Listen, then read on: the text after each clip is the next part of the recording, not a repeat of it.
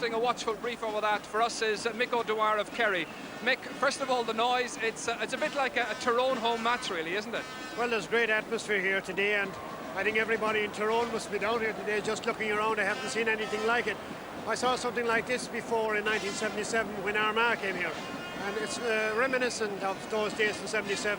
Tyrone again today. Let's hope that it will be a good game anyway, the senior game. I think it will be one. Well, that took 2 games to resolve. How about this match today? Tyrone looked very determined. Well, I haven't seen any of the two sides playing so far, but just watching them on video and what have you, both sides seem to be impressive enough. I think they're very evenly matched, and I think it's going to be a very, very interesting game today. Very, very interesting. I've heard it said, of course, that yours is the stronger half of the draw, as it were, and that the winner may not come from this pair this afternoon. Well, in championship football, you know, Ger, anything can happen. It was proved, I think, last Sunday where the Galway hurlers just swept Kilkenny aside. I mean, that's championship football. Anything can happen. I think the 4 teams, including ourselves, that are left in the championship at this stage, I think we're, well, evenly balanced at this stage. We have come down a few steps. I think the other teams are on a level with us now. So I think whatever teams will get the breaks now in the championship will win it. Well, Galway have had a bad press so far. Their passage through Connacht wasn't very encouraging, it seems. At the same time, Tyrone look a good, hard, determined team, and they have about 5 players of really high quality, I think you'll agree. Players like Damien O'Hagan, Eugene McKenna, Plunkett Donaghy, etc. True they have, yes, but Galway, they have a reasonably good forward line, and their back line is not bad by any means. I think whatever team will win today, I think will have to swing it from midfield. And I think we will have an interesting duel there in the middle of the field, and I think it will be there, it will be decided.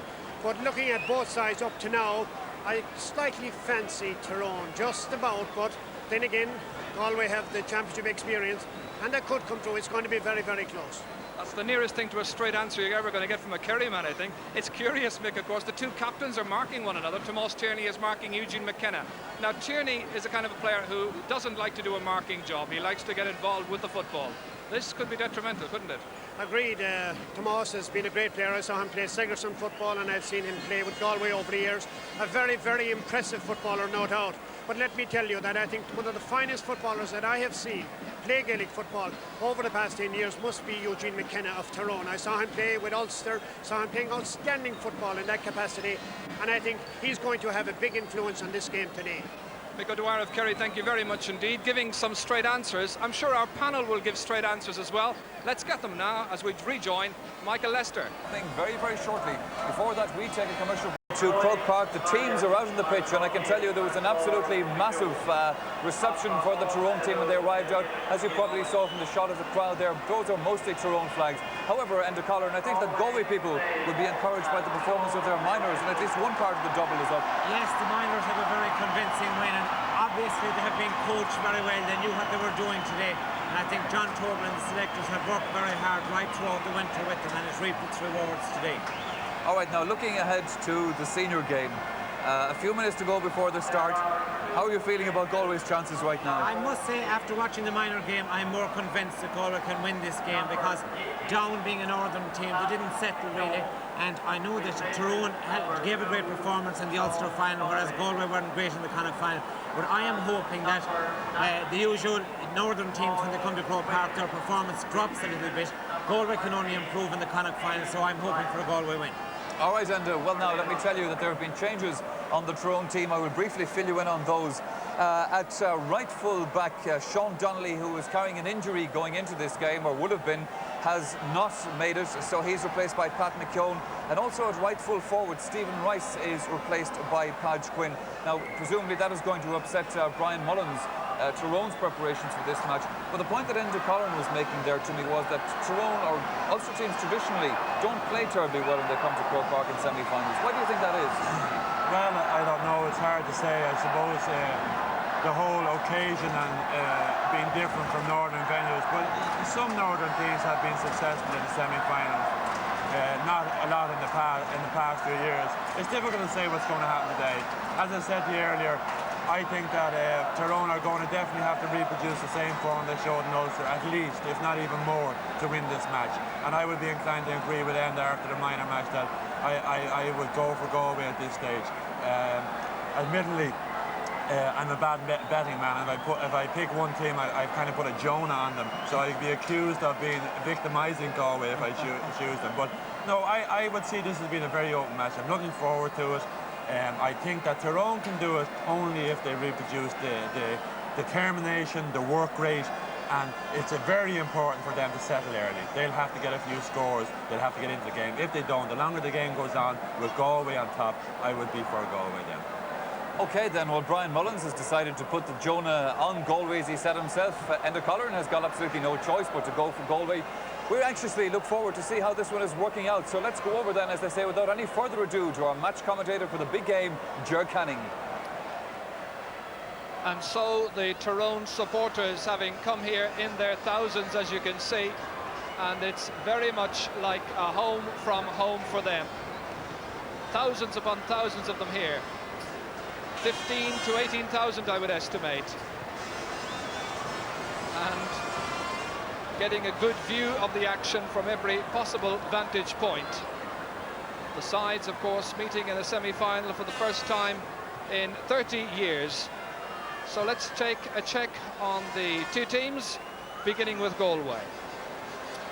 Galway making just one change from their Connacht final lineup. That's Stephen Joyce, their late match winner, holding onto a corner forward spot in place of Rory Fahy, with Barry Brennan picked at right half forward.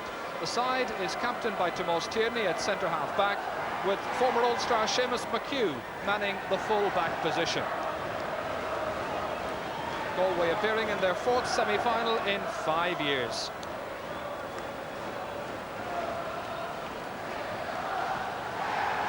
And Tyrone, with their young mascot there, and Kieran McGarvey, the fullback. They lose 2 of the chosen 15 through injury. Pat McKeown replaces Sean Donnelly at right fullback, while Podge Quinn comes in atop of the right for Stephen Rice. Both Donnelly and Rice failed fitness tests here in Dublin this morning, as Art McCrory's team bid to make history. 8 of the team in all faced Dublin at this stage 2 years ago, including team captain Eugene McKenna and their top forward, Damien O'Hagan.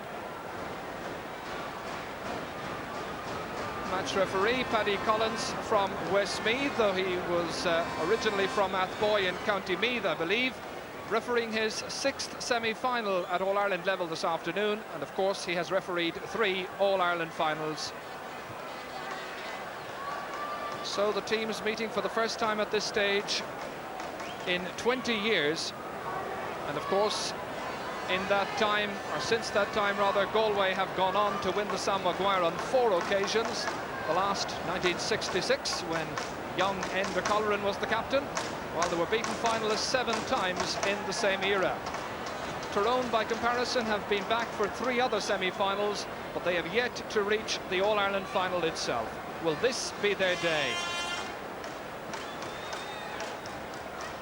It's curious that the 2 captains this afternoon will be marking one another.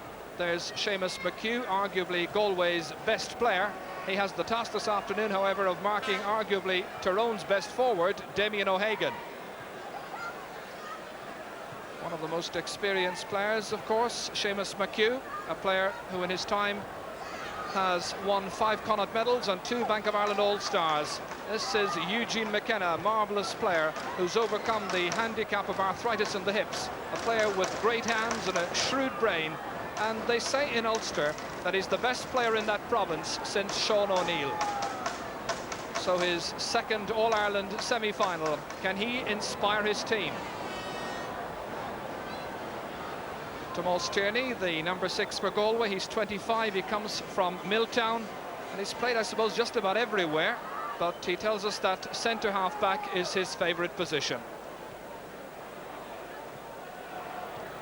So, stage very much set for a match of what seems on paper at least to be 2 evenly matched teams. Aidan Skelton here, the 27-year-old goalkeeper for Tyrone, safe and dependable, of course.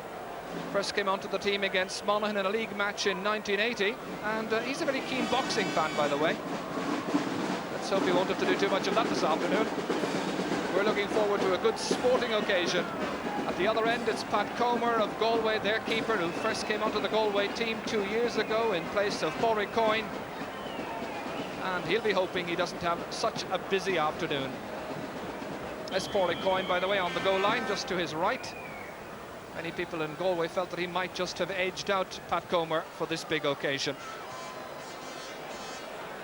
Little or no breeze about, by the way. A perfect afternoon for football. Sun just escaping in behind a cloud momentarily. So, shot finish out on the Vian.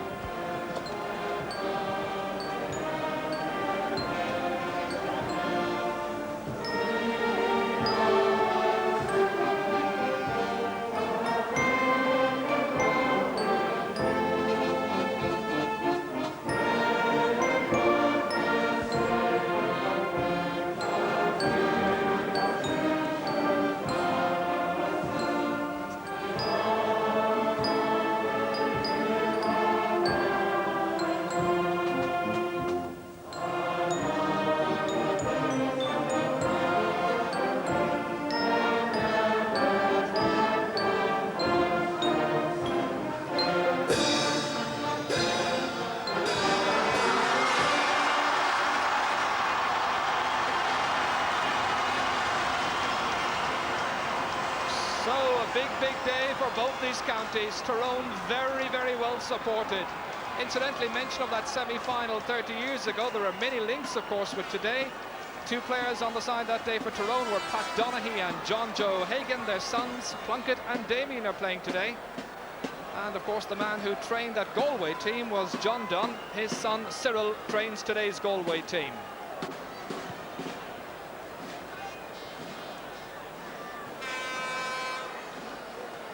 So the midfield players are in position. Talty and Daly for Galway. Brian Talty, who's brought back into the championship team, discarded for the league. But he's only 30 years of age, a player of great experience, the number 8 here. And his partner, number 9, Val Daly, well, they say in the West, if he can reproduce his best football in Croke Park, he certainly could be a match winner. Plunkett, Donaghy, the blondie. And there's His Eminence, Cardinal Tomás O'Fee, with Dr. Mick Loftus, president of the GAA, to his right, our left. Incidentally, that semi-final 30 years ago was refereed by Mick Loftus. So, the big questions to be answered as the clock approaches 3:30. Paddy Collins from Westmeath, the match referee, looking around, making sure that everything is in order. And it's going to be Tyrone who will play from left to right in the first half. So, a very evenly matched set of teams, it appears, vying for an All-Ireland final place. Tradition favouring Galway, of course, as Gay McManus gets possession towards Stephen Joyce as they come looking for an opening score. No question of a foul, he just lost possession, and that's John Lynch, one of 3 blondies playing for Tyrone this afternoon. Eugene McKenna with that huge leap forward. Tyrone today playing in their 5th All-Ireland semi-final. It's Galway's 34th, and it's Tyrone who have the free. Galway All-Ireland champions on 7 occasions. Tyrone who've never been in the final. Noel McGinn, the free taker. Nice ball, Mickey McClure here. He's put it wide. It was the opening chance. It was a very good chance indeed for him. Younger brother of Harry McClure, who plays midfield for Tyrone.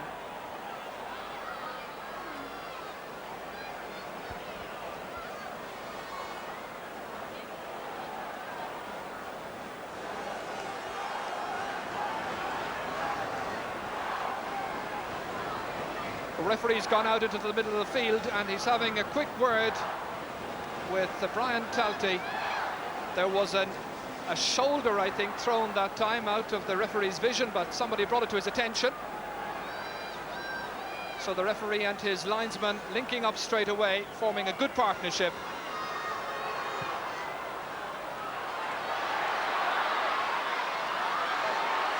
Paulie Kelly touches it down to Val Daly. Still scoreless in the All-Ireland football semi-final. Brian Talty here, trying to get inside, looking for the opening score. Transferring it to Michael Brennan. was Barry Brennan, his brother, really ballooning it up towards Pádraig Kelly. Kevin McCabe's under it, so too John Lynch. Keep an eye out for John Lynch. He does a lot of very good covering off. Easily disposing of the challenge of Barry Brennan, but that's a bad kick. Straight across the face of his goal to Stephen Joyce, who punishes it, does he? No. So each side has had a wide, and that really should have been a point. Stephen Joyce, who came on the field late in the Connacht final, scored a goal, an all-important goal, within 2 minutes of coming on.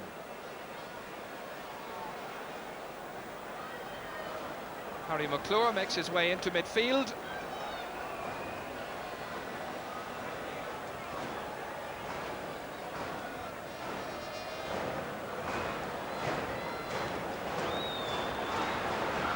So the battle for possession in midfield.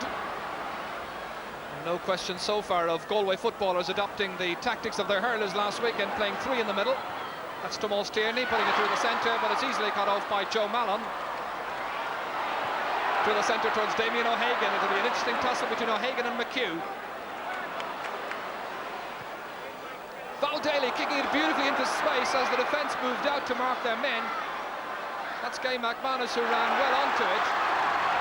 And the first ball taken by Pat McKeown, the man who's come in at right corner back, was fouled after he hit it away, so it's a free from where the ball lands.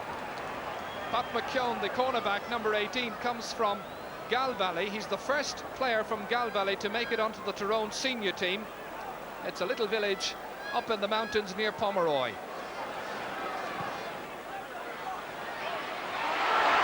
Nice catch by Eugene McKenna, such a skillful player, to Mickey McClure.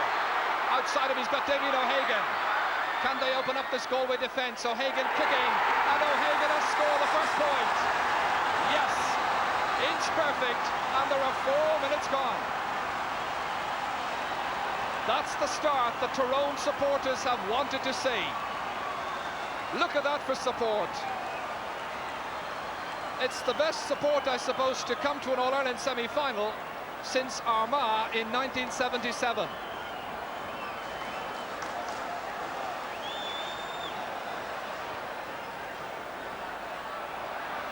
Plunkett Donaghy is racing for it, but that's Eugene McKenna back there to assist his midfield. Damien O'Hagan lets it fall down. This is Padge Quinn, called in late as a sub, and putting the ball wide. Tyrone's second wide.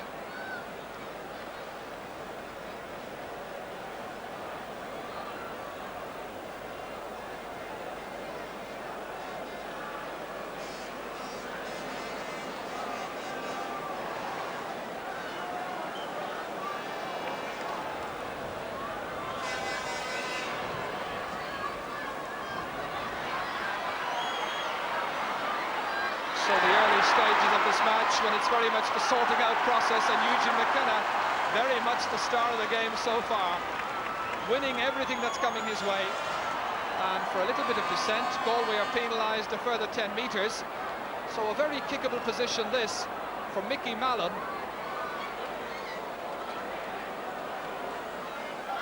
Mallon is the free taker supreme on the Tyrone team, seeking permission to replace the ball. And the Tyrone supporters trying to get everyone in the crowd to hush. We'd better not talk either.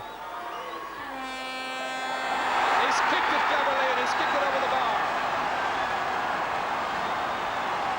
So Tyrone taking a commanding lead.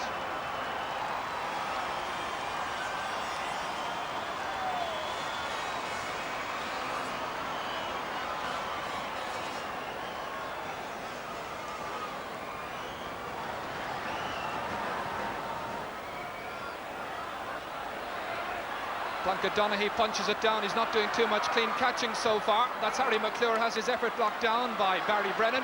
Comes to Noel McGinn. Through the centre again. Seamus McHugh cutting out the danger. High challenge by Damien O'Hagan, but the referee allows an advantage to Galway. Bad kick, straight back to Noel McGinn. Kevin McCabe, who was the Sunday Games man of the match in the Ulster final, and he has kicked it wide. Got a very, very good point in that Ulster final, but no luck with his shooting so far this afternoon.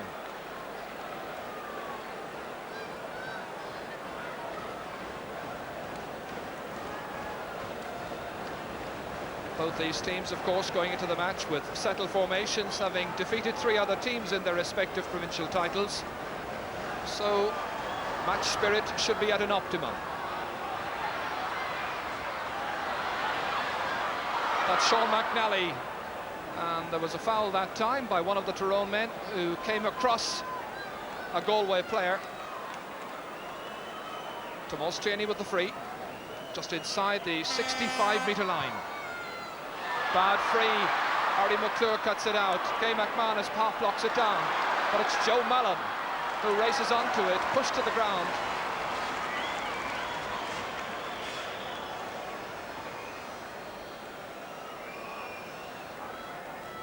So Tyrone, no question about it, making the much better start. 8 minutes gone.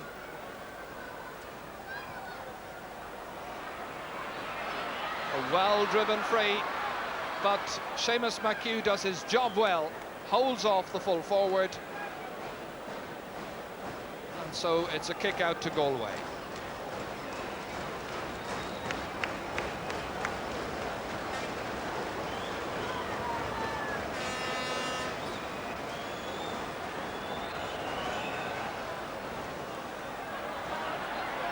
Harry McClure fists it down towards Damien O'Hagan, transfers it off to Sean McNally. McNally with the right boot, not a lot of direction, kept in play somehow by Mickey Mallon, and there's a pull down, but the referee says play on. Here's McNally once again, who started all of that, and they're going backwards now. McCabe stops it. Here's McNally, third attempt, and he gets the point.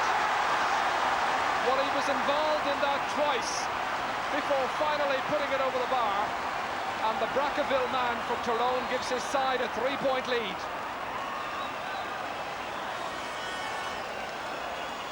This is the incident once again. The referee said there was no penalty there. It came back to McNally, and this is where they were going backwards. But McKay once again finding McNally, who eventually found the range. Back live with the action. And Galway having a very testing time so far in defence. Tomás Tierney wants to take the free.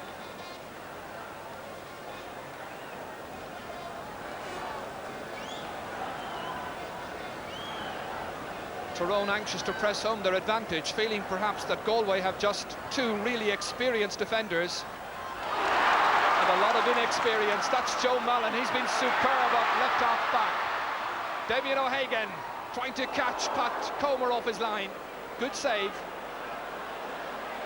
John Fallon unable to keep it in play.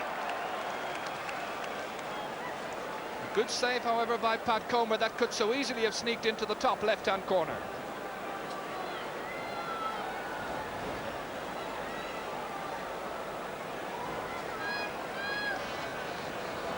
So Mickey Mallon going across to take the line ball, but the referee says hang on, it's the other way. There was a push.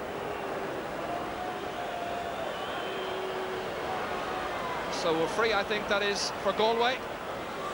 John Fallon, former St. Jarlath star, to take the free towards Pádraig Kelly. Comes down to Tomás Tierney. Likes to stay in the thick of the action.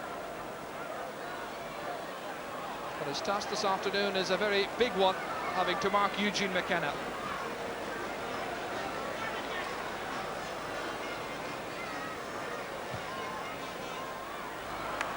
Kay McManus. Or Brian O'Donnell, rather. And Brian O'Donnell well and truly knocked off the ball that time. Brian O'Donnell, who's played for Connacht in rugby on 12 occasions.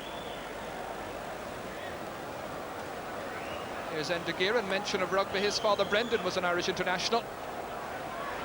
That's Kieran McGarvey knocking it out to Gay McManus. Cross towards Michael Brennan, touching it down towards Pádraig Kelly. Galway looking for an opening score. Pádraig Kelly is held, and that's a free in. Pádraig Kelly, the man known in Galway as Dandy, that's his nickname, as Aidan Skelton organises the defence. And so, can Stephen Joyce give Galway their first score? They trail by 3. 12 minutes are gone in the first half. The referee, I think, wants it taken again. He's having a word with Pat McKeown. The referee had whistled up.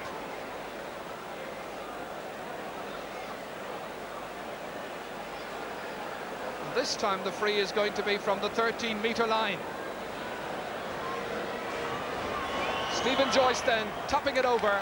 It's Galway's opening score. And looking around Croke Park, I can honestly only see about a half a dozen flags flying for Galway.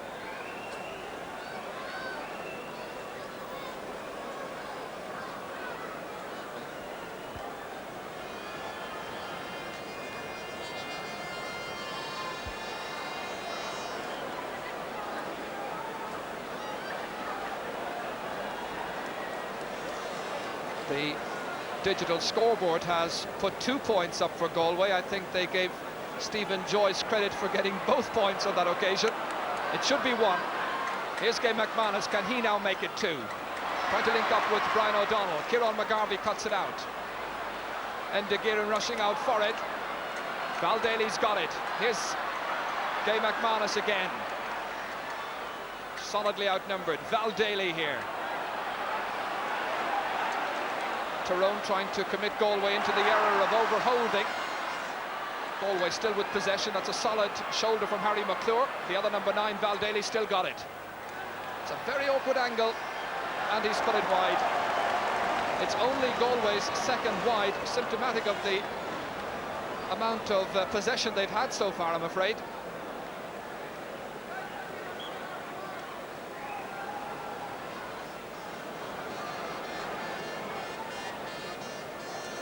So Aidan Skelton with a kick out, absolutely little or no breeze to make any influence in the trend of play. Joe Mallon towards Mickey McClure's wing, fisted away from him, however, by Eardon O'Shea. Farn na Gaeltachta on Gaharu Rua goes into Brian Talty.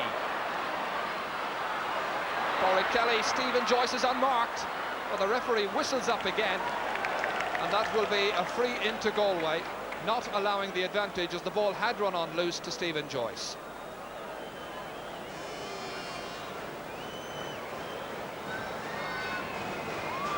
So a second point here from Stephen Joyce would put Galway right back into it.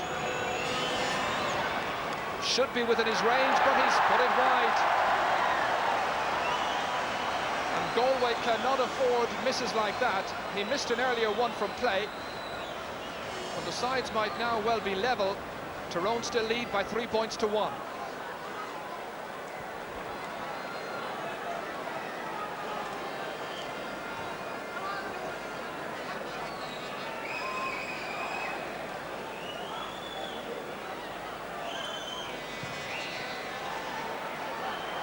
Tyrone, of course, looked quite convincing in an uncompromising Ulster final, while Galway, I'm afraid, all bar their most ardent admirers, couldn't have been too pleased with their performance in the Connacht final. Here's Brian O'Donnell. Kieran McGarvey's marking him. Brian Talty, and he's stopped in there by Kevin McCabe. Racing out for it, Tomás Tierney. No question of a push, but this time he is being held up. Plonka Donaghy making no attempt to play the ball, and so a free for Galway. Plonka Donaghy, a singer, rather a son of Eileen Donaghy, the singer of note from the 50s and 60s. And as we said earlier, his father played in the 1956 All-Ireland football semi-final between these counties. Stephen Joyce's kick, and he hasn't brought his kicking boots with him to Croke Park. Yet another poor miss.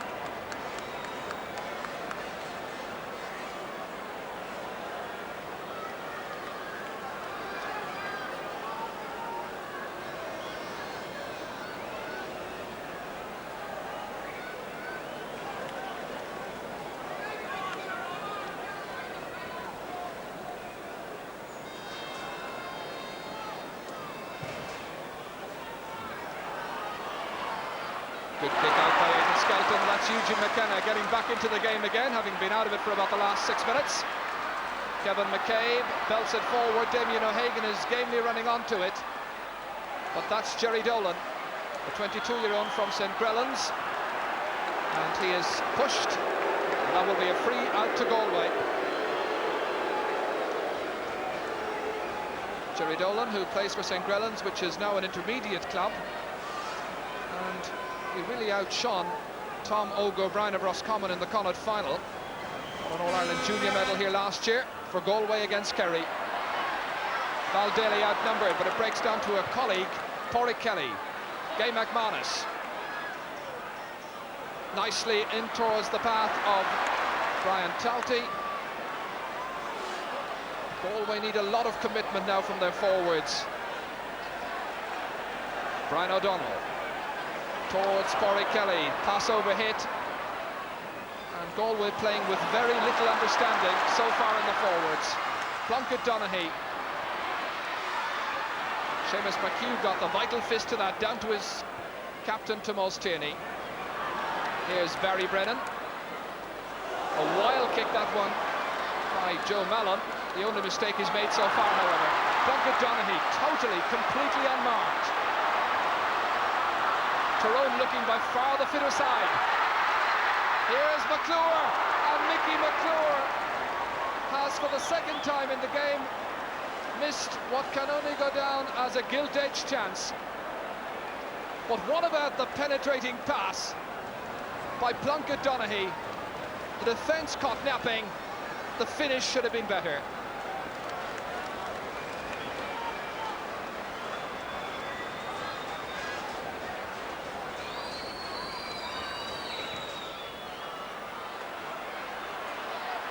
It's all Tyrone in midfield. Plunkett Donaghy, one of the 8 players who played here 2 years ago, one of 9 players in all in the Tyrone team, hoping to get the nod from Kevin Heffernan tomorrow at noon when the panel of 40 for the Australian tour will be announced. Later on, of course, that will be whittled down to 28. Brian O'Donnell, a chance for Galway. Oh, what a chance and what a goal!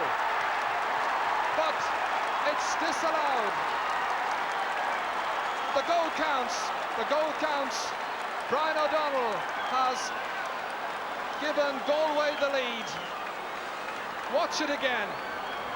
An overconfident bit of defending, allowing Brian O'Donnell in, and the finish was unerring.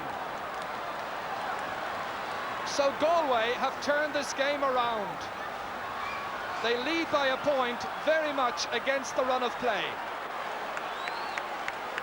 20 minutes gone in the first half.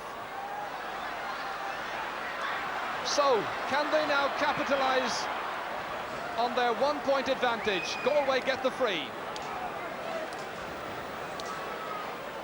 Barry Brennan having switched wings. Playing now, it seems, at top of the left. Pádraig Kelly towards Stephen Joyce. Gets it nicely. Here's Michael Brennan. Ben McManus was unmarked, so too Stephen Joyce. And Joyce is having a very poor first half so far, missing yet another chance.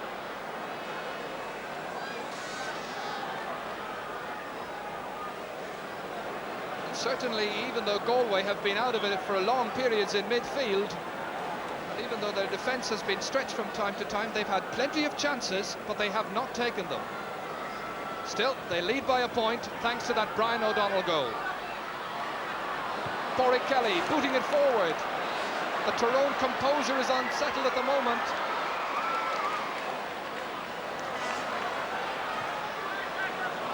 They'll have to rediscover their confidence, Tyrone. Kevin McCabe sets off on another mazy solo run. Eugene McKenna. That's a good block down. Tomás Tierney.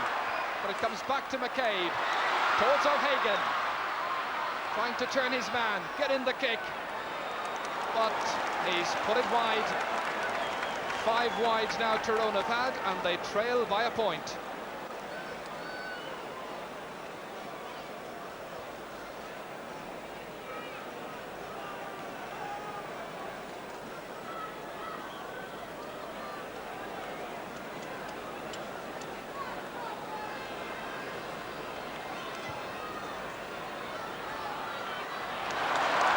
catch over there by Padge Quinn, the 28-year-old, laying it in towards Sean McNally. Plunkett Donaghy, so influential, looking for the equaliser. He's put it wide. The flags were already in the air, but it doesn't count.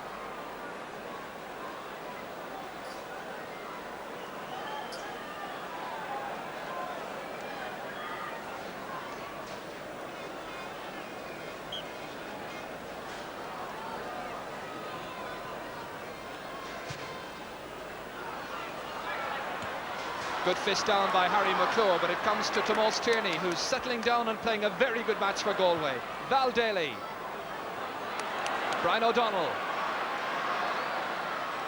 John Lynch trying to get in a telling challenge. Gay McManus. That was a very high and dangerous challenge from Lynch. A good advantage by the referee, and the referee now sees that he could make no further progress, so he's given the free in to Galway.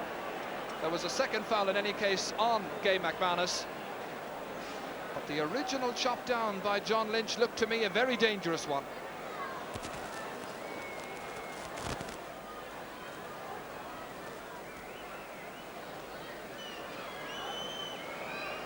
So Stephen Joyce, the scorer of 1 point so far in the game, can he now give Galway a 2-point lead?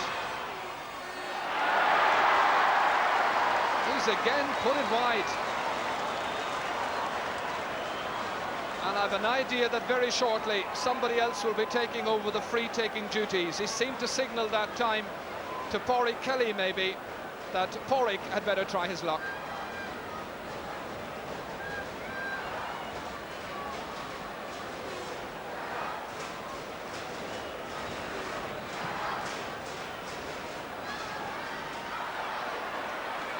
Plunkett Donaghy. And he touched the ball on the ground as he took it down. Many officials, I'm afraid, get Plunkett Donaghy and John Lynch confused because they both have blondie hair. Here's John Lynch now with the challenge. Michael Brennan.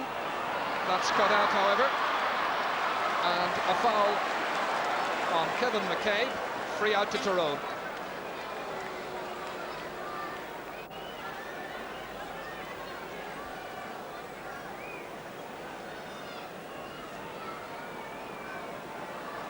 Ten minutes to go to the half-time break. A game, really, it must be said, of very little fluency. The trend early on was all Tyrone, but then Galway began to miss a lot of chances, but finally got themselves right back into it with a Brian O'Donnell goal.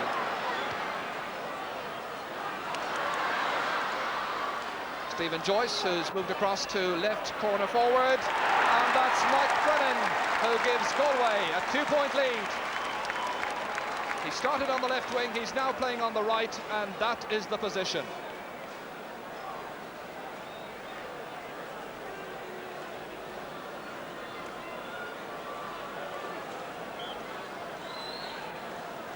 Two sides, of course, today with a lot to play for, not least the reputations of Connacht and Ulster football, traditionally deemed the weaker provinces at this stage of the competition. The last Connacht win was 20 years ago, and it's 18 years since Down brought the cup back to the Mourne.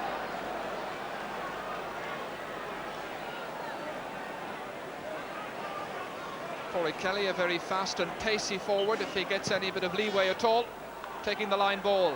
Nice catch that was by Pat McKeown, who only learned that he was coming into the team at lunchtime today.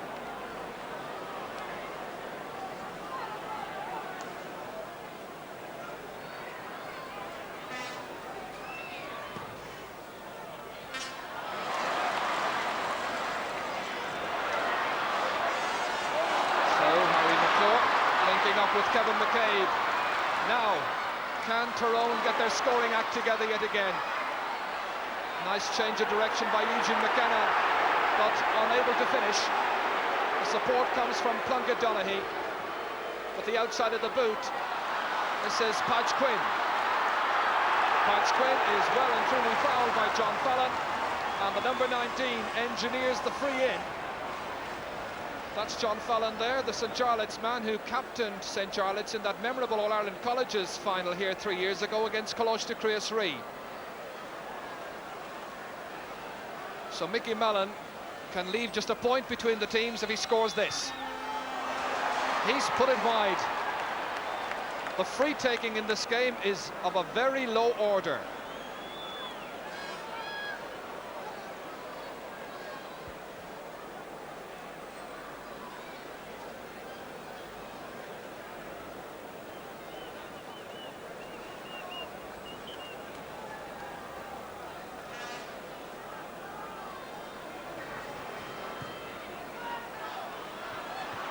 Corey Kelly racing onto that one.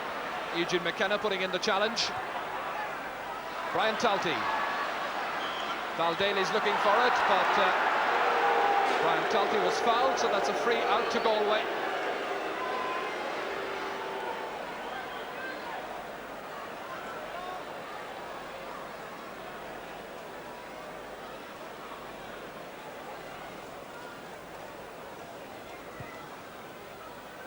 Mulstaney finding Gay McManus, linking up with Val Daly here.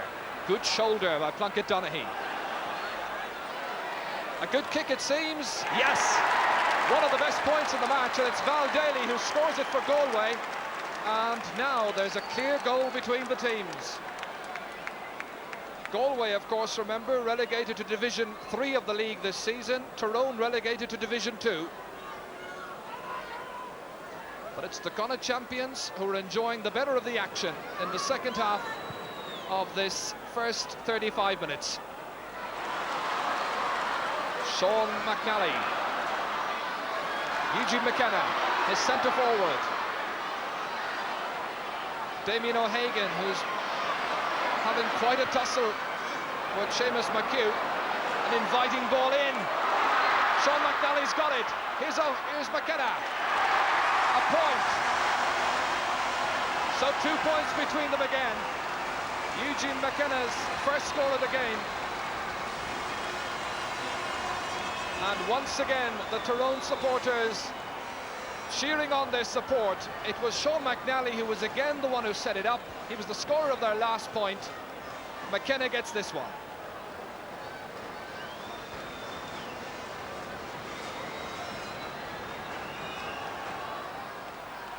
So now 4 of the Tyrone forwards have now scored. The odd ones out so far being Parch Quinn and Mickey McClure. Enda Gearan taking the free. Gay McManus. Michael Brennan. Tyrone defending well, except for that one major lapse. But there's very slack marking just now as Gay McManus gets through. Where's Noel McGinn?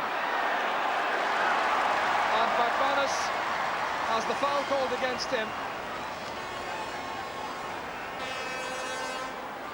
Free out to Tyrone.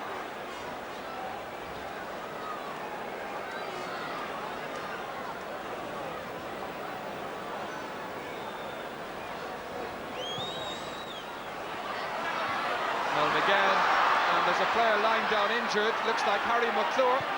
Play continues. Mickey McClure, his brother, trying to get it in towards Damien O'Hagan. Cut out by Val Daly. Things beginning to get a little tough down there. Val Daly, the injured player, the referee says up on your feet, Val. In a tussle that time with Damien O'Hagan. Harry McClure, by the way, the injured player just a moment ago, is back on his feet.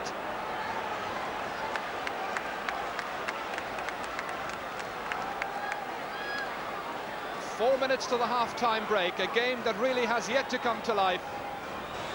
Moments of good football, but a lot of very poor stuff as well. Nice catch that. Noel McGinn to Plunkett Donaghy. Remember, it's Galway 1-3, Tyrone 4 points, 6 points to 4. Galway the leaders. Harry McClure just belting it forward with no great accuracy, and it ends up being a kick out for Galway.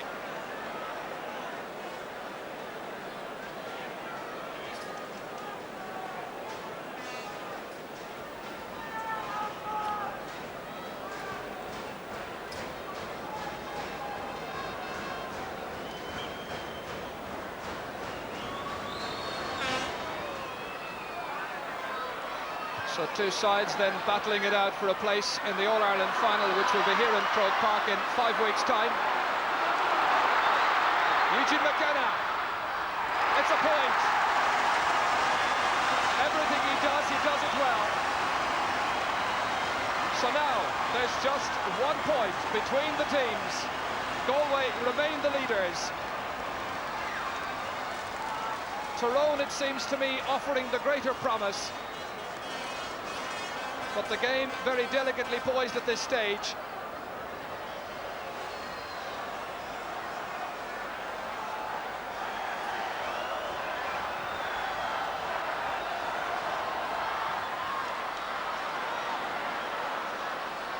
Valdele pushing it forward out towards Stephen Joyce's wing, seemed to be nudged in the back. The referee says yes, that's a free in, foul against Pat McKeown. So Pádraig Kelly in no particular hurry, as Galway hope to take at least a 1 point lead with them into the half-time break.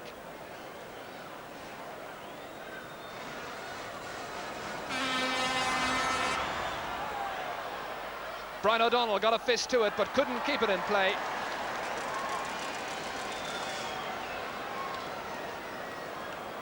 And just a quick look down at the wide so far. That's a 7, I make it, for Galway.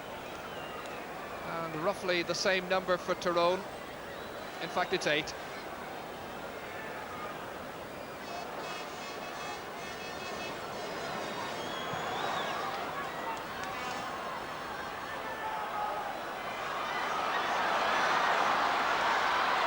Noel McGinn. Kevin McCabe here on the solo run. Can he tie up the scores as they head for the half-time break? Damien O'Hagan, Plunkett Donaghy calling, wanting, kicking and scoring. They're level. The Tyrone supporters are delighted. The sides on level terms, and we have to say deservedly so. 30 seconds to go to the break. And it really is going to be all to play for the second half.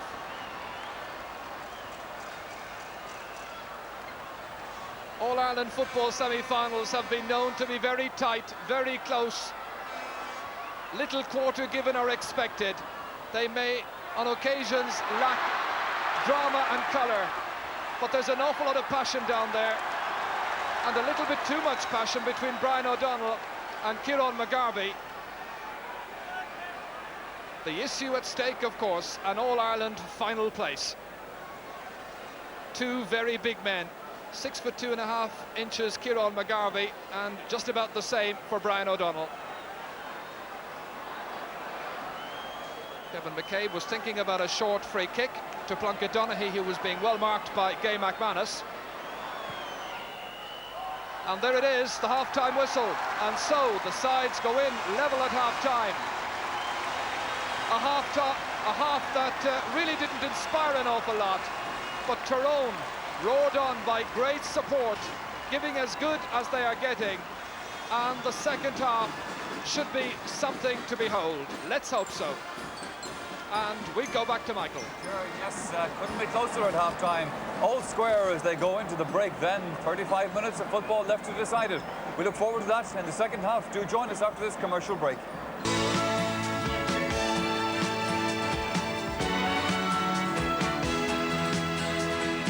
Welcome back again. Half-time here at Croke Park in the senior match. Galway 1-3, Tyrone 6 points, all square. And Brian Mullins, if I can turn to you first. At the beginning of the match, for the first 5 or 10 minutes, it looked like Tyrone were going to absolutely walk through this Galway team, but they've been fading away then as the half progressed. Yes, before the match, as I said, I was wondering whether they would settle quickly or not, and they definitely did. They got the scores. And then for some reason, 3 or 4 of their players who you would expect to do well stopped playing. The full-back, the centre-half back, and to some extent the midfield just died. And all you need is 4 players like that, 2 or 3 players to stop playing, and you're in trouble. And that's when Galway came back into the game. So if Tyrone are to have any chance in the second half, those 4 players are really going to have to pull their socks up, especially Noel McGinn at centre-half back. Gay McManus is doing an awful lot of damage. He's been allowed to settle on the ball and get the ball, and Tyrone just can't afford that. The Galway forwards are unlucky they're not further ahead. Stephen Joyce has missed a few easy frees. And Brian O'Donnell and Gay McManus are doing very, very well for them, as is Pádraig Kelly as well. So it's very close to the second half, but I think that, as I said at the start, Galway will win now if Tyrone don't close up the holes they produce. That then is the view of Brian Mullins. Also, of course, with us up here in the commentary box is Enda Colleran. And if I can make the point to you that it's a scrappy game. It's a game that doesn't seem to have any patterns so far, and you really couldn't look at either side at this stage and say one or the other is likely to emerge as winners. Yeah, scrappy enough, but I thought that Tyrone got off to a very good start. They didn't capitalise on it. Galway came back with a great score, and then they took control at midfield. And as Brian said, there are glaring weaknesses in the Tyrone defence. I think that if Galway can play the ball to Brian O'Donnell, then they'll win this game. Well, now, that great score you mentioned, and this, of course, was the all-important one from a Galway point of view in the first half. Yeah. This was Brian O'Donnell's goal. Yeah. Now, Brian O'Donnell had been playing very, very well up to this point, but this was the real clincher. It was, and I thought that he was one of the few players on the field that were capable of scoring a goal in that position. In fact, I thought Tyrone got two better chances of scoring goals, but they fluffed both of them. But O'Donnell was the one man that could do this. Here we see the long ball going into the Galway forward line. And O'Donnell gets it, and he's only just one thing in mind, that's going straight for goal, went straight for goal. Aidan Skelton came out on him, narrowed the gap, but he picked his spot and scored very well. One of the few players on the field who can do that, and I think that he's Galway's trump card. If they can get the ball to him in the second half, then they're on a winner.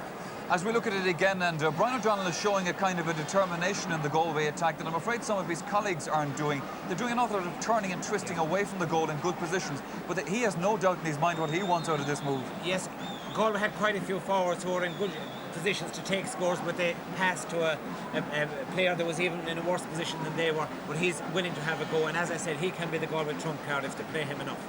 Galway made a lot of changes up front, and they have brought Barry Brennan up into the full forward line. Now, we know that Barry Brennan is carrying a little bit of an injury, and he hasn't been as effective as he might be. Yes, he has been ineffective up to now, and they've moved him to the corner forward position. I wouldn't be surprised to see him replaced in the second half. Likewise, they've moved Stephen Joyce because he's a bit too small, marking a player like John Lynch, and they've moved him over to the other side. I don't think his health matters very well, but when some players are playing bad in positions, the obvious thing is to move them. In fact, I was surprised that Tyrone hadn't moved Noel McGinn in the first half.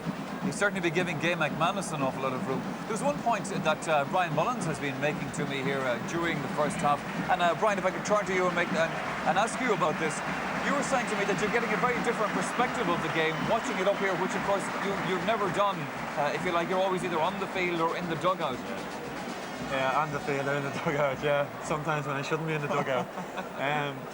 Yeah, it's totally different up here. We're seeing things up here, and I mean, the weaknesses in their own defence are glaring to us up here. But whether they can see them on the sideline is going to be an important thing. Like, I'd have no doubt in my mind if I was going into the Tyrone dressing room what I'd be saying to a few of the Tyrone backs. It remains to be seen in the second half whether the Tyrone backs will have been told at half-time where they're. Even Kevin McCabe, I've been very disappointed with his performance in the first half. For a player who's probably the most experienced on the pitch, if not at least on the Tyrone team, he hasn't done well at all. He's carried the ball sometimes into the Galway defence, but not with great results sometimes, and other times he's left his man totally free, So as I say, there is a different perspective from up here, and it's always easy for us to be looking at it here, but that's it.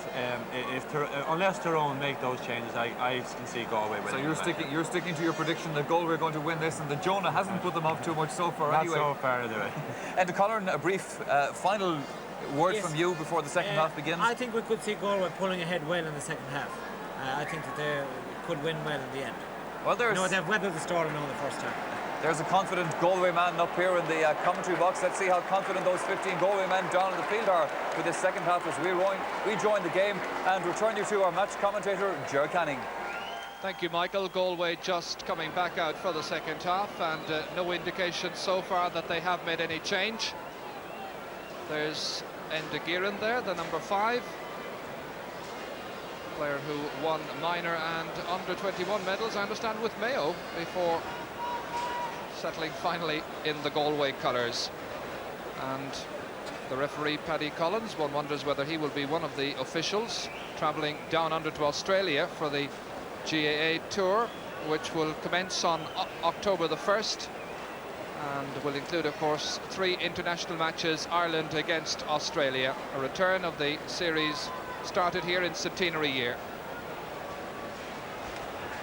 Cyril Dunn,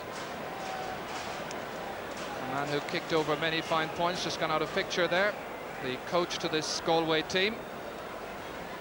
And before him, his father, John Dunn, coached Galway to victory in 1956 when they beat today's opponents Tyrone in the semi-final. Having a word with Tomás Tierney.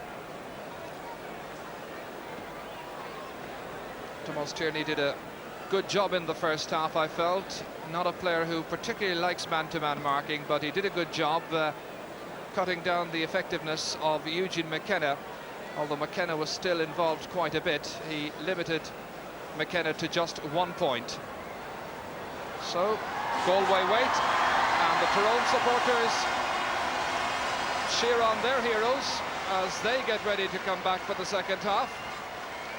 Stephen Kenevy there just in front of the Galway bench, one of the 6 substitutes allowed.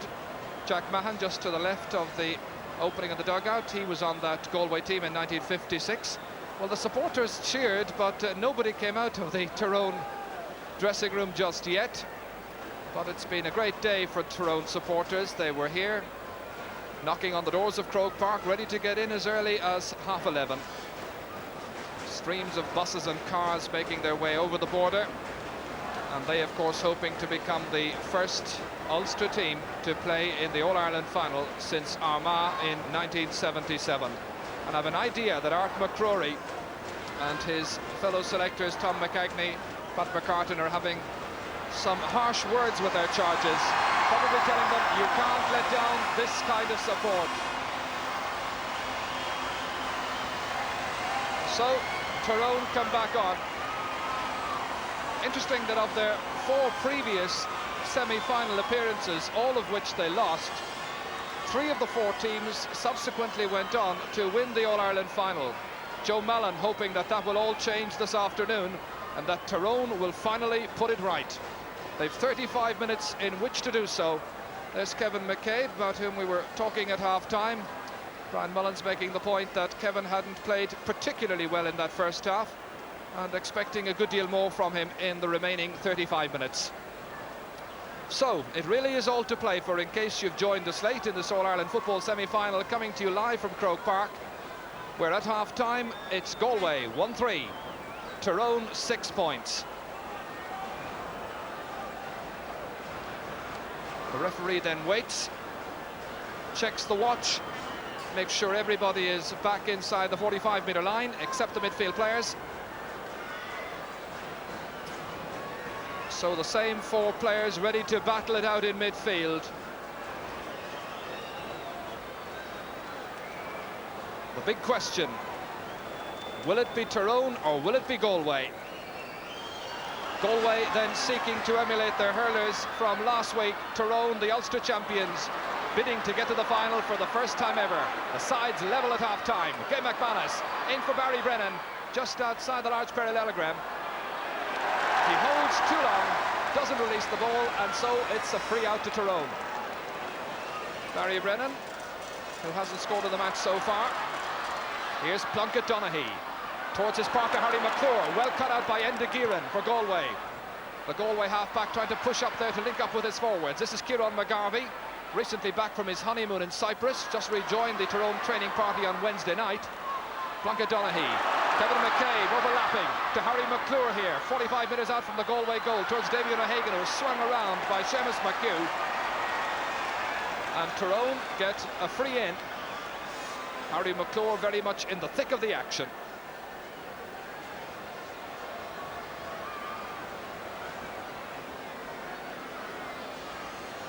So it's Mickey Mallon, younger brother of Joe Mallon from Eden Dark.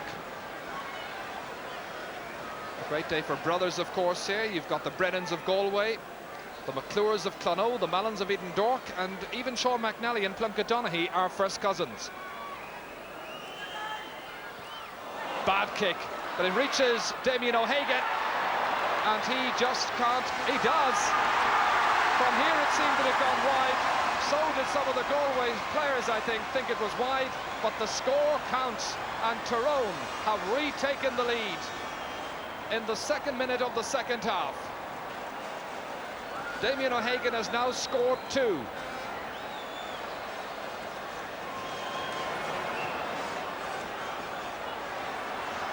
Val Daly touches it down to his partner.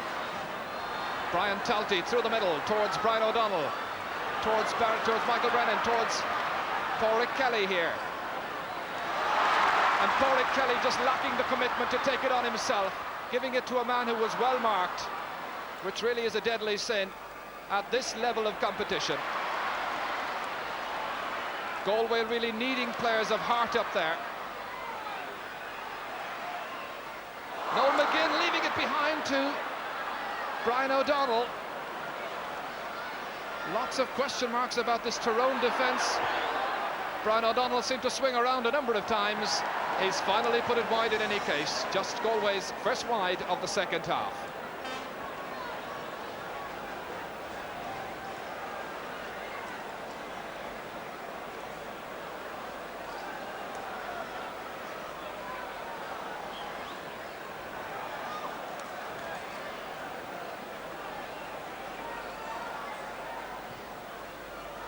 Aidan Skelton kicks.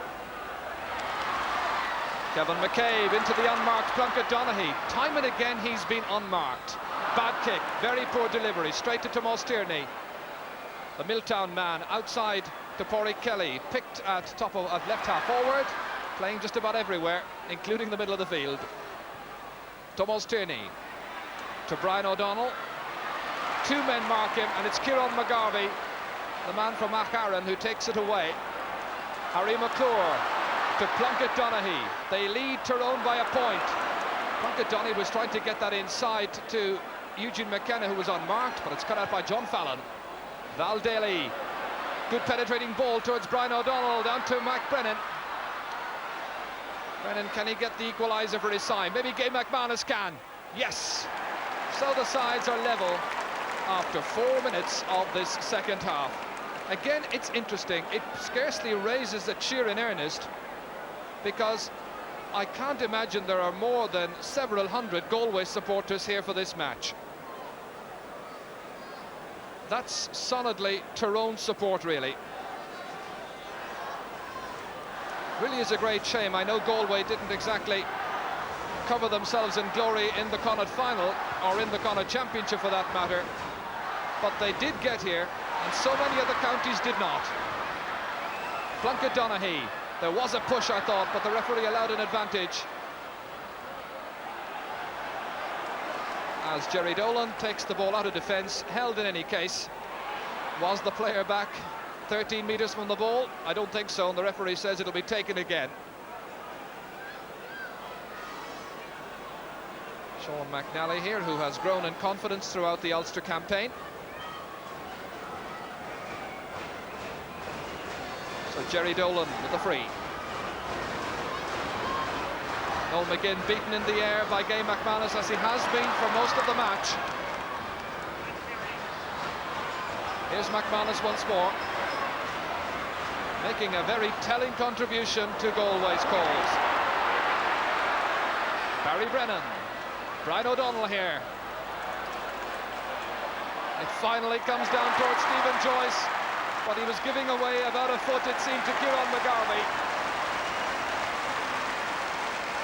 One of the smallest players in the field against one of the tallest.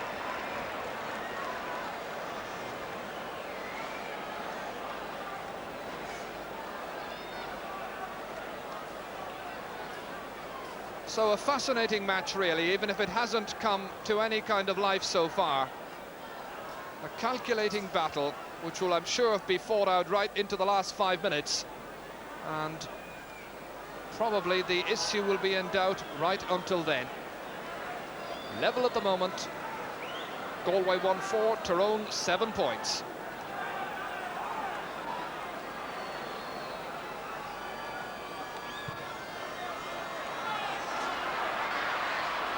Harry McClure can't hold on to it. Barry Brennan touches it on, but Kieran McGarvey leaves it behind for Brian O'Donnell. It comes to Gay McManus. McManus, good chance for a goal. He gets a point. There was a goal chance on there just for a moment, but in the end he did the sensible thing and restore Galway's 1 point lead. Brian O'Donnell was very much in the thick of the action again. Kieran McGarvey left it behind as Gay McManus had to beat off the challenge. He spotted the goalkeeper off his line there, but eventually kicked up and over.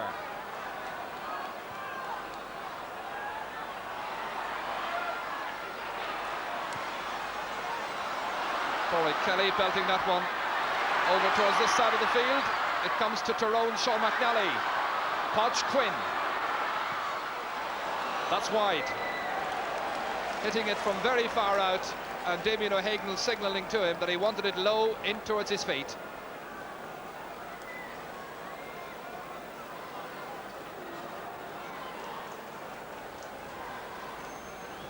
And one can but wonder what the reaction of Kerry and Meath is to the performance so far. I imagine they just might be smiling because the standard has not been high. Stephen Joyce to Brian O'Donnell, pushed from behind by Kieran McGarvey.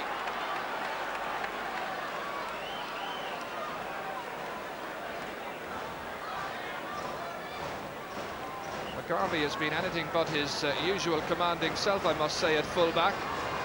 I can't help feeling that missing 2 weeks of vital preparation for an All-Ireland semi-final and only returning to the fray, as it were, on Wednesday night, must have affected his performance somewhat.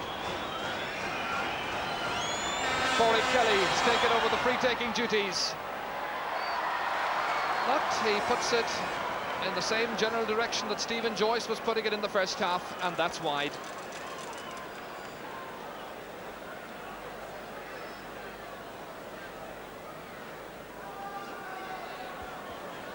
So there's the position. Art McCrory, the Tyrone manager, just behind the goal there in the navy top.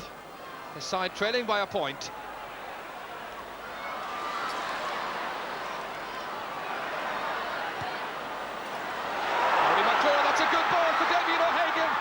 Chance on here, surely. He's put it over the bar, and the sides are level.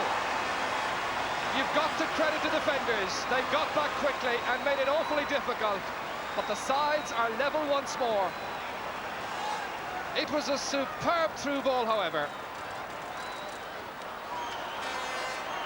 So back here, it's Galway with Brian Talty in the attack. Rounding 3 men, laying it off to Gay McManus. A point. The game and the tempo of the game is picking up. Gay McManus gets his 3rd score, brushing aside the wafer-thin challenge from the Tyrone defence.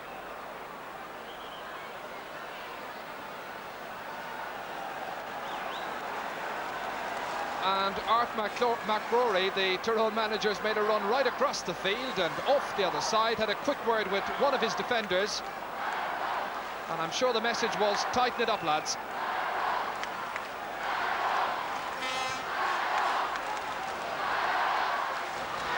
Damien O'Hagan, or Harry McClure rather, in towards Damien O'Hagan. Eugene McKenna trying to get onto it. Play very scrappy, very loose. Here's McKenna. Tyrone badly needing a score. Podge Quinn. High, and it's over the bar, and they're level again. So for the second time in the space of about 2 minutes, the score is tied up once again. And Art McCrory there, the man in the glasses, with Pat McCartan and Tom McCagney beside him, the Tyrone mentors, must be a little bit more pleased with the last few minutes.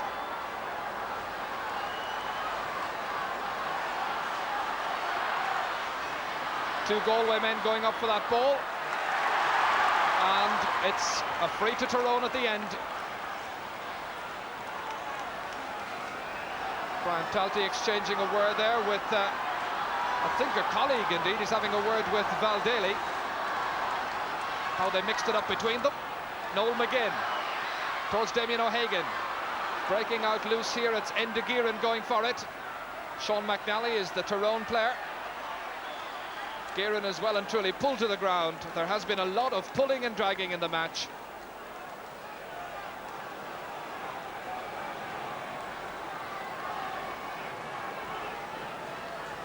And De Gearan then from Saltail, who was called into the panel 2 years ago, but this is his first big breakthrough, really. Plunkett Donaghy to Sean McNally, who should have been marked by Enda Gearan. Easy for Seamus McHugh. former Galway All-Star, trying to play it to a colleague, and in the end it will be a Galway line ball. Taken quickly. Brian Talty. Here's Brian O'Donnell. Once again an incisive run forward as he's taken to the ground by Noel McGinn. The sides still level. 12.5 minutes gone in the second half. Galway 1-6, Tyrone 9 points. That's 9 points to 9. And Barry Brennan here has a chance to push Galway ahead again. He's taken over the free duties. Stephen Joyce. It's wide, it's wide. Galway have now tried 3 free takers and they still have the same old problem.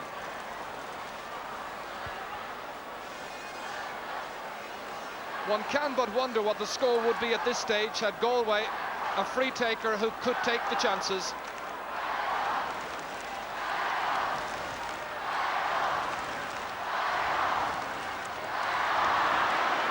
Tomás Tierney coming with a gritty run from the centre half back position. High in towards Stephen Joyce. And for once it's a sensible tactic because the break of the ball favours him. Down to Mike Brennan. Brian Talty getting it awkwardly, composing himself, but no conviction in the kick. Noel McGinn has the ball. Joe Mallon eventually belting it out of danger. The Tyrone defence at 6s and 7s there on occasions. And Galway, it seems, are getting ready to bring on a substitute. It might be Matty Coleman. Cyril Dunn is the player over there, or the manager over there. It's Matty Coleman, I think, who's coming on. He's a half-back. Played in the Connacht final, of course. John Fallon, I think, is the one who's going off, and in the reshuffle, Enda Gearan is going to right cornerback. So John Fallon, a young player, a player of the future, I'm sure we'll be hearing a lot more of him. He makes his way off, and Matty Coleman is the one who comes on.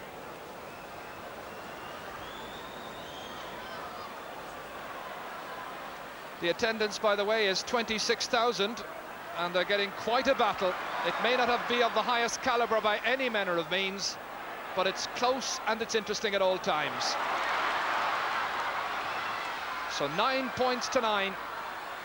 This is Matty Coleman's first chance to impress as he cuts out that ball. The number 17, who on occasions has failed to live up to his billing, I think, when playing in Croke Park, but played very steadily in the Connacht final.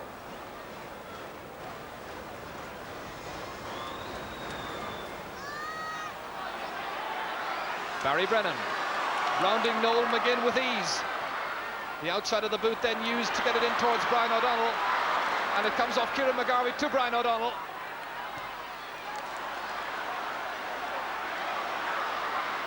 Again, great hesitation in the Tyrone rearguard. The referee says, I think we'll throw that ball in. So who will it be between? Plunkett Donaghy is ready to jump, I think, with Barry Brennan. Just outside the 20-metre line. So can either side steal a march at this side at this time in the game? And a foul on Plunkett Donaghy gives the free out to Tyrone.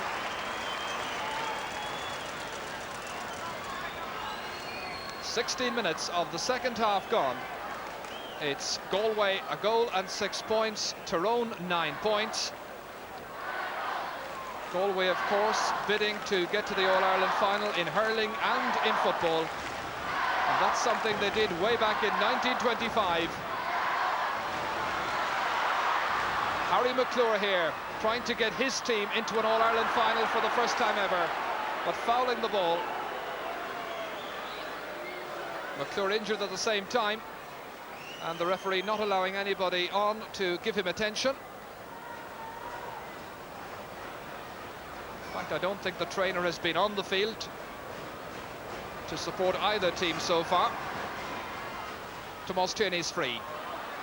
Michael Brennan back at number 15, playing at top of the left. This is it on O'Shea. A rare burst forward from the left half back, and the referee takes out the notebook and he's going to write the name of, I think, is it Eugene McKenna? We'll just have a check. It's Mickey McClure.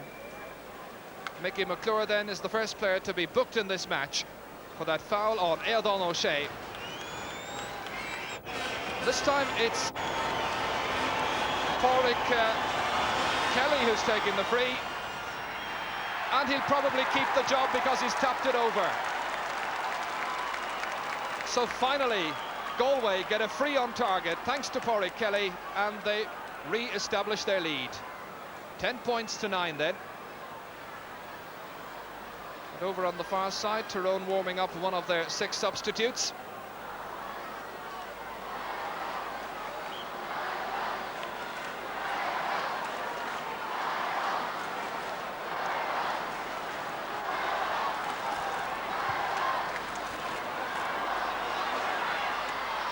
Galway, of course, with plenty of experience in their ranks, players who played here in semi-finals right throughout the 80s, and of course in the 1983 All-Ireland final itself. That's a good kick forward for Stephen Joyce. Now can he finish? Yes, he finally gets it. That's a good point, because it now pushes his side 2 points ahead. It's his own second score. So having edged themselves forward by 2 points, one wonders now whether Galway will have the instinct to finish off the opposition. And really, one has to wonder what's become of this Tyrone challenge in front of thousands and thousands of supporters who've made the long journey down. 90 minutes are gone in the second half, and Tyrone just 3 points to show for the second half so far.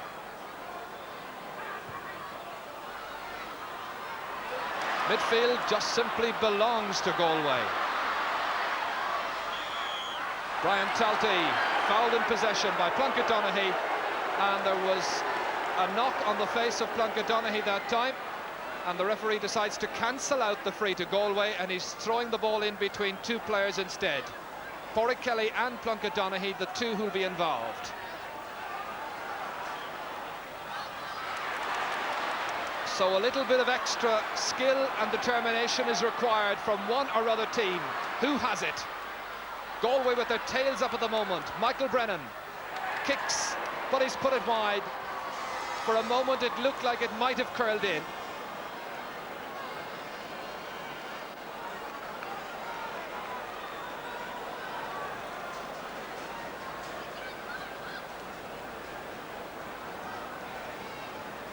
And Tyrone have brought on that substitute who was warming up. In fact, not the substitute who was warming up, but another substitute. That's Stephen Conway.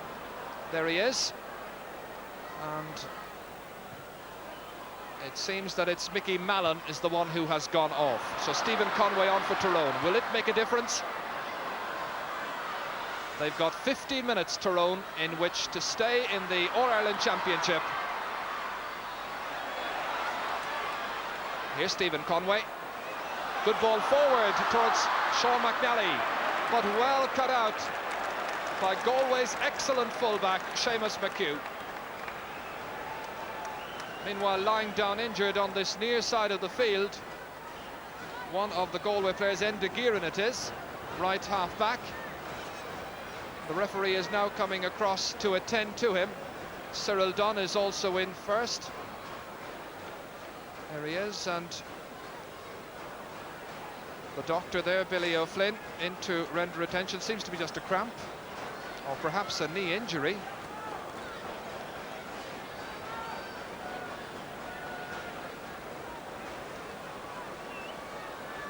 And De Gearan, who's a good solid performer, has done well this season, and whether it's knee or a cramp, he's perfectly fit to get back into the action. Galway, I think, will be very pleased with the performance of their young performers this afternoon, blending very nicely with the old-timers.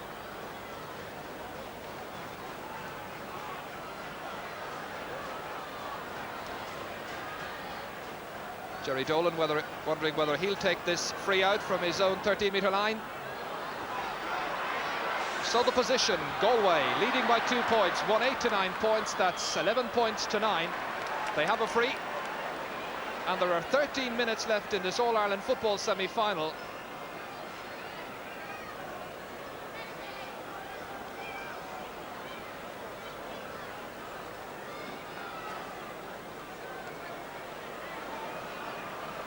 Tomas Cheney then, the Galway captain, ready to take the free, which is 50 metres out from the Tyrone goal. Plunkett Donaghy, by the way, the midfielder, has gone right back onto the goal line. This is John Lynch, leaving it behind for Stephen Conway. Bad ball. Kay McManus easily laying it off for Brian Talty. The kick into space. That's Jerry Dolan, who was way up there with the attack. Pádraig Kelly lofting it very high. Barry Brennan unable to hold on to it. Kieran McGarvey knocks it away. This is Paddy Ball, who's just been brought on as a sub for Tyrone also. He was the man who was warming up that we saw. But so far, it's been Galway's day. They lead by 2 points. Tyrone looked to be overwhelming them in the opening 10 minutes, but their game has simply fizzled away. Their cohesion completely gone at this stage. Matty Coleman.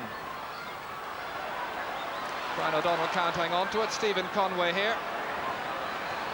It's interesting that Paddy Ball and Stephen Conway have been brought on by Art McCrory, and they're both in defence, trying to bolster what has been a very unsteady rearguard so far. Conway again.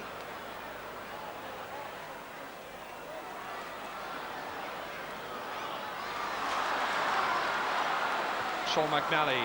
Plunkett Donaghy here. Kevin McCabe. He seems to be moving forward into the half-forwards, McCabe.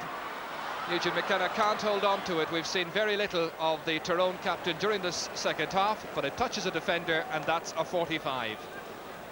So the first 45 of the match comes with 11 minutes remaining. And the Tyrone supporters at this stage looking very dispirited indeed. They'd been built up to expect a lot from their team.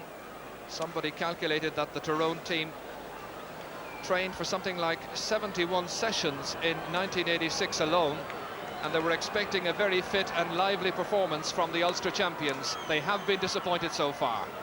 But Noel McGinn's kick is inch perfect, and now there's just a point in it again. As we were saying, the issue is probably going to be in doubt right into the last 5 minutes.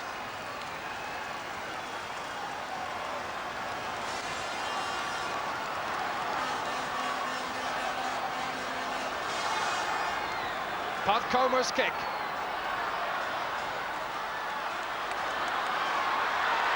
Aidan O'Shea loses it. Sean McNally here. Tyrone trying to get on level terms. Kevin McCabe kicking. It's blocked down by Matty Coleman. It comes, however, to Mickey McClure, who is fouled, and there's a free in. And a marvellous opportunity for the Ulster champions to get themselves on level terms, having been asleep and out of it for about a quarter of an hour. So, Mickey Mallon has gone off. He was their regular free taker. And the onus of responsibility now rests with the number 20, who is Stephen Conway. The sides are level. The man from Cookstown, Stephen Conway, kicks the sides level. Galway 1-8, Tyrone 11 points. Now look at that for support again.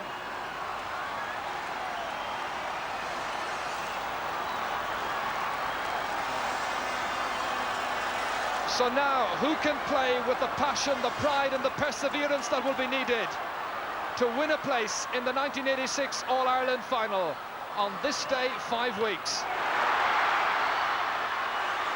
Well, if supporters could win a match for their team, Tyrone have this one in the bag already. But the sides are level. Galway giving as good as they were getting. Under pressure at the moment, Sean McNally towards Stephen Conway. Val Daly back there to help his defence. upended by Mickey McClure, who's already been booked in the game. So a free to Galway to take a little bit of pressure off their defence.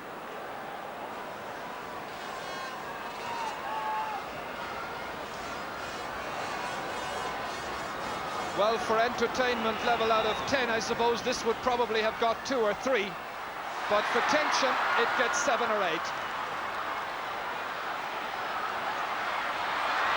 Tyrone attacking again. Galway with their backs to the wall. That's Aidan O'Shea. Jerry Dolan can't hold on to it. Stephen Conway's in there. But it's Seamus McHugh who comes to his team's rescue, as he's done so often in the past, lofting it high towards Brian Talty. Comes to Gay McManus, up towards Brian O'Donnell. And surely a vital score at this stage. Certainly a goal for either team would probably seal an All-Ireland final place. Galway get the free. Brian O'Donnell does all the good work, the scorer of Galway's goal in the first half. Once again, that same old niggling doubt remains. Have Galway got a free taker of consistency? Pádraig Kelly hit the last one, and so he's keeping the job. But this is an acute angle. He's put it wide. The angle was acute, but the old malaise returning. So, 11 points to 11. The sides level. 6.5 minutes remaining. 30 years ago when these teams met, Galway beat Tyrone by 2 points, 8-6. I doubt if there'll be more than a point in it this afternoon, but who knows? Matty Coleman, it's belted on by Sean McNally. Mickey McClure following up. The player who's in trouble down there was Tomas Tierney. Damien O'Hagan takes a ride, and the referee is giving a penalty, I think. A penalty is the decision. What an opportunity for Tyrone. This is the move again. That nice pass inside by Padge Quinn to O'Hagan. And the defender coming in was Aidan O'Shea, who simply pulled down Damien O'Hagan, and there was no question about the free. So, what a position this is. And it's Kevin McCabe who's the one who's going to take it. Pat Comer who faces him on the goal line. 5 minutes remaining. 1-8 for Galway. 11 points for Tyrone. Kevin McCabe, one of Tyrone's longest serving players, a winner of 2 Ulster medals, 2 Railway Cup medals and 1 All-Star, with one of the hardest tasks he's ever had. Up at the other end, Kieran McGarvey is kneeling down, facing the other way. He can't afford to look, he says. So here it is, the most important match in this semi-final. It's a goal! Tyrone have taken the lead, thanks to Kevin McCabe. Just listen to the supporters from Tyrone. This was the kick. It wasn't too far to the right of the keeper, but it carried a lot of power and went high into the net. Tyrone 1-11, Galway 1-8. Is that to be the decisive score? Barry Brennan in an awful rush, 4 minutes left. And Galway will get another free. 10 metres forward. But Galway now know what they must do. They've got to get another goal. Tomas Tierney asked the referee how much is left. Under 4 minutes, he's told.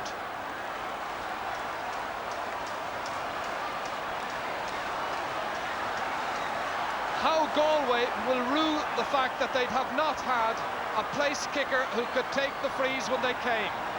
Pádraig Kelly kicking this one in towards Michael Brennan. It breaks out, however, and it's belted forward by Joe Mallon, but out to Aidan O'Shea, the man who conceded the penalty.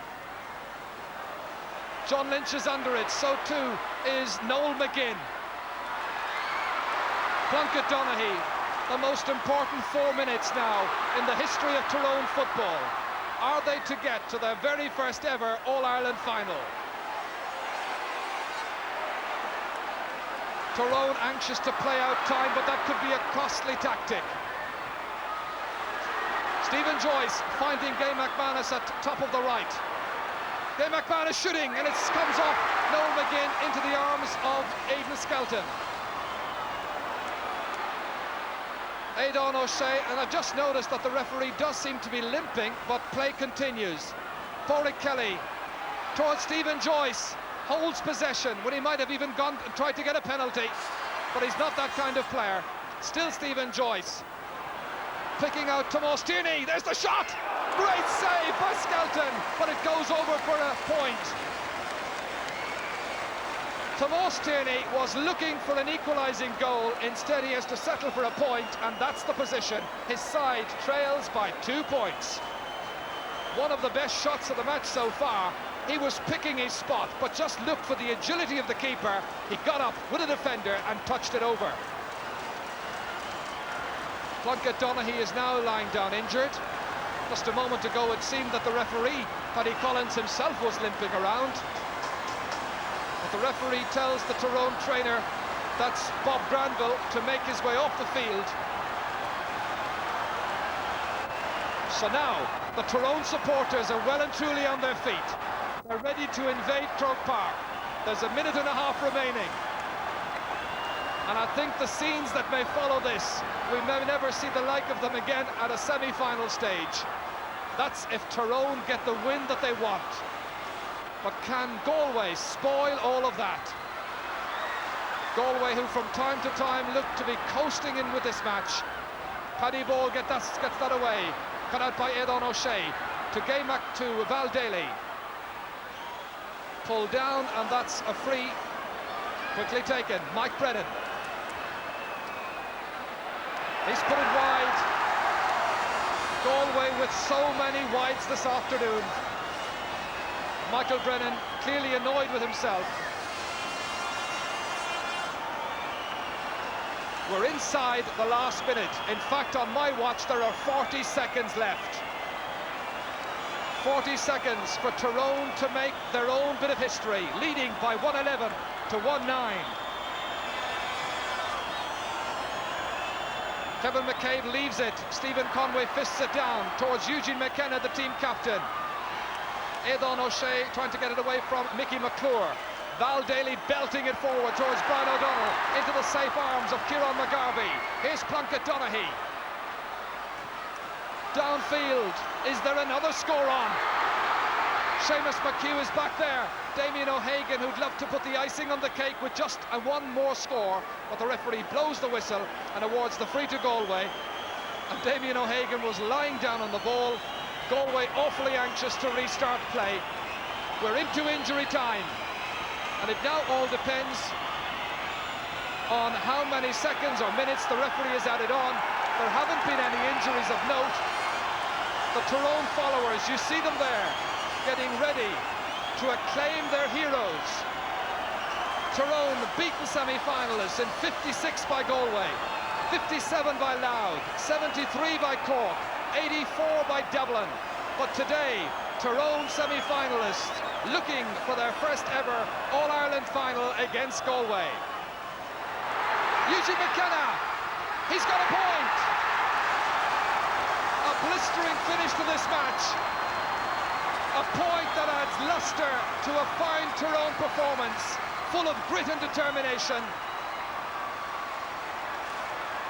Pádraig Kelly not giving up, but it seems a hopeless case at this stage. John Lynch taking it chest high. Plunkett Donaghy calling for it, so too the referee, and Tyrone have won.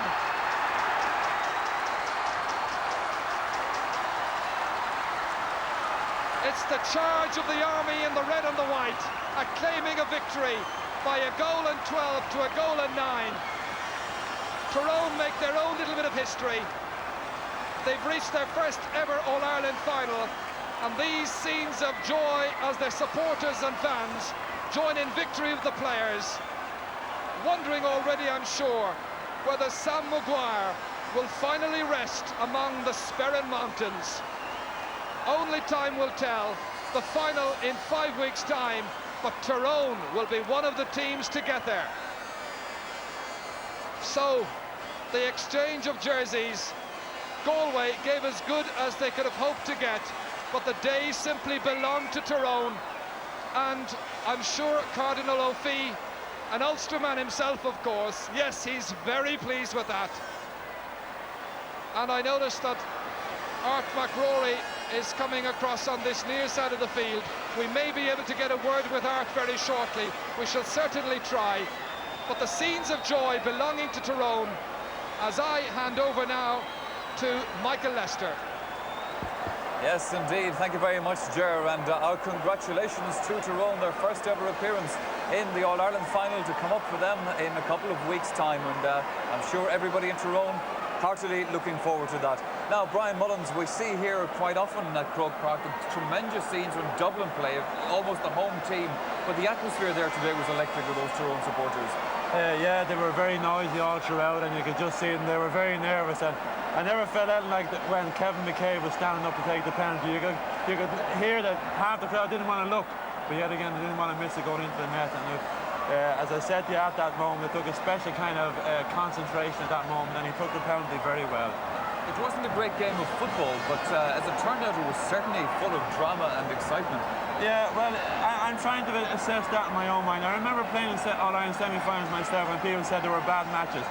And it's just that everybody wants to win so much that it's very hard to settle. And I'm sure when you're down there, you're wondering when people are writing the next day and say it wasn't a great match, and say, what are they talking about? Yeah, well, Tyrone are in there now and they don't care. That's right. They're in the All-Ireland final and they couldn't care whether, what kind of a match it was to you and me. But like both teams wanted to win. Galway were an awful lot better prepared and looked an awful lot better than people gave them credit for. And I'd have to say that they were unlucky to lose today. To some extent, they kicked themselves out of it. And the only difference between the team at the end is that Tyrone scored the penalty, whereas Galway missed that amount in frees at least, if not more.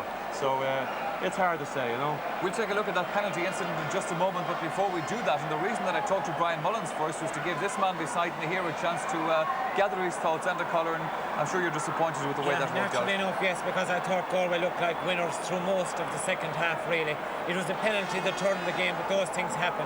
Now, all credit to Tyrone for fighting back, but a lot of us didn't give a great chance to Galway, I suppose. Particularly when the All-Ireland or whatever, but they tried hard and they were in it till the very end, and they fought hard. But as I said, Tyrone never gave up really, and they had the seasoned campaigners up the middle in McKenna, Donaghy and Damien O'Hagan. Let's take a look at that penalty incident, because in as far as the goal in the first half where Brian O'Donnell turned the game then in Galway's favour, this was the clincher and this was really the match winner in the end. It was, yeah. The Galway defence was opened up here, and you have the Tyrone forward right hand side. Now, the Galway back on that occasion didn't make any effort to shadow the player. He went for him and fouled her. Now, I think that was due to inexperience, really, but it was a penalty that shouldn't have been given away in the first place, because he just went to foul him, whereas he should have shadowed him and tried to block his kick. Yeah, I suppose, though, in fairness, it has to be said, and it's very difficult for the defender to know just exactly what to do in that situation. Here comes the forward tearing down at you. You don't have all day to think about it, perhaps. True, it's a split-second decision, and to a defender who is new to an All-Ireland semi-final, he has to make up his mind, and in this occasion, unfortunately, the Galway defender made the wrong decision.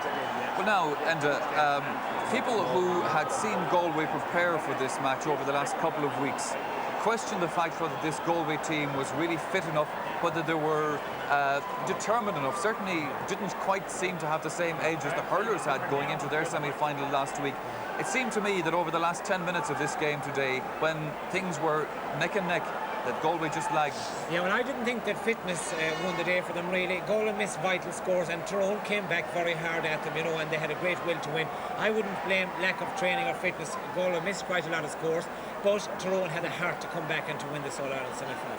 But they had, and I'd say one man that perhaps nobody more delighted with their success today is the man that's helped to fashion it for them, and he's joined us right here in the box. And we say, Art McCrory, the team manager for Tyrone, congratulations to you. Have you had a chance to get your breath back at all yet? Not really, no. I know it, to us up here in the box, it certainly looked like incredibly exciting stuff. It must have looked even more so when you were standing down there. Well, I hope that it was a good game of football, that the neutrals enjoyed it, I mean, as far as we're concerned, the result was the important thing. Well, now, Art, I have to tell you that up here at half-time, in our half-time assessment of the match, Enda and Brian Mullins were saying that it looks like it's going to be Galway to win the game because the game had started to turn to Galway's direction before the break. Tyrone finished very well, though. You came back very strongly. Well, you know, the lads did their work on training, and I was very happy with them.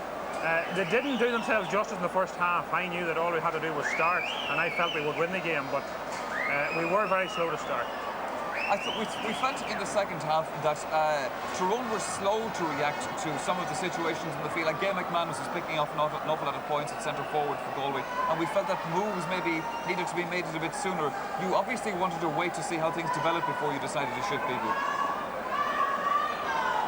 Well, Gail McManus was in the end of a few scores, all right, but I mean they were made for him by some of the other players, and I felt that the disposition of our defence was possibly at its best at that time. We made a few switches. We actually had, in the second half, we had 3 different people in Gail McManus at various stages. And of course, you also had to go into this game having to make late changes in the team, which must have upset your plans a small little bit. Well, I mean, a team is a panel of players. I mean, a team's 21 players at this level, or 20 players, or whatever it is, and you know, we have a wee bit of reserve strength, and I was quite happy that the lads went in and did themselves a lot of justice. Now, Art, let's talk about the last few minutes of the game, because these were the crucial last few minutes. I'm sure, did you think at any stage the game has gone away from us, we're not going to win this one? Say when Galway went those 2 points up. Well, when Galway went 2 points up, I felt, you know, that we had to, well, pull up our socks that they were going to stay there, but we did that. Maybe that was the spur they needed, you know. I wonder what your thoughts were when Kevin McCabe stepped up to take that penalty. I'm sure you were hardly able to look at that stage. Kevin has been working hard in the penalties, and I was quite confident he would put it away. Well, it's been Tyrone's day here today. In an interview that you did during the week about this match, you said that if you lost today, this would be your All-Ireland, but that if you won today, well, the next game was going to be, you're going to go out and win that now, be it Meath or be it Kerry. Do you think this Tyrone team is good enough to take an All-Ireland up north? Well, let's put it this way, you know, 3 weeks ago, maybe a month ago on the Sunday game, Tyrone weren't even in the Ulster final, and now they're in the All-Ireland final, and I really must thank your two selves, you know, for the motivation you provided right along the line, and let's hope you keep it up. Well, you, Arthur, was the spur that you needed just to drive you on to this first ever appearance for Tyrone. Possibly so, possibly so. Art McCrory, thank you very much indeed for talking to us. Congratulations on today, and may we wish you the very best of luck indeed in the All-Ireland final in a few weeks' time. Thank you. For the moment, Enda, if I can turn back to you again, Art made a fair point there. I think in our assessment of the championship this year, we didn't give Tyrone much chance, but then they hadn't done anything to deserve any consideration. Their league form didn't suggest that they were going to give the championship a good run, and you know, at that stage we didn't know that much about them, just going by their league form, but you know, Art is thankful for our assistance, and we're going to continue to give it to him, you know? I wonder if our names have ever been mentioned in the dressing room down there before the match. It has been known to happen. I would imagine they have been invoked on quite a few occasions, all right.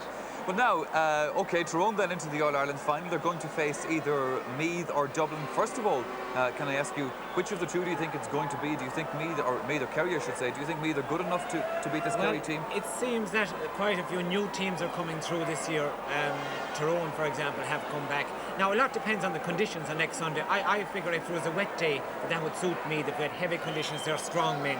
Whereas if we had a fine day like today, then it would be Kerry. But given wet conditions, I would go for Meath. But on a fine day, I would go for Kerry. I'm sure very few people would have predicted at the beginning of the season a Meath-Tyrone All-Ireland final. Yeah, I certainly didn't anyway. Do you think, just looking at Tyrone, do you think this Tyrone team is good enough to win an All-Ireland title on the evidence of what you've seen today? At times today, I didn't think they were. Then again, at other times, they looked good. But difficult enough, because until Art made those switches in the second half today, Tyrone looked beaten. But I think that the moves he made were good moves, and they worked on the occasion. Well, they certainly did, and they brought fine reward indeed for Tyrone. Tough look on Galway, but at least they won the minor match. It was tough look on Galway, and not many of us gave them much chance this year, and fair play. They won the Connacht Championship, and they gave a good display today. They didn't disappoint. Well, and we look forward from here to next week, of course, and that will be the meeting of Meath and Kerry in the senior game. And, of course, also we have the minor match between Dublin and a very good Dublin team and Cork in that. That, as I said, is something to look forward to. But from here for this afternoon, I hope that you enjoyed our coverage of the matches. We say bye-bye to you.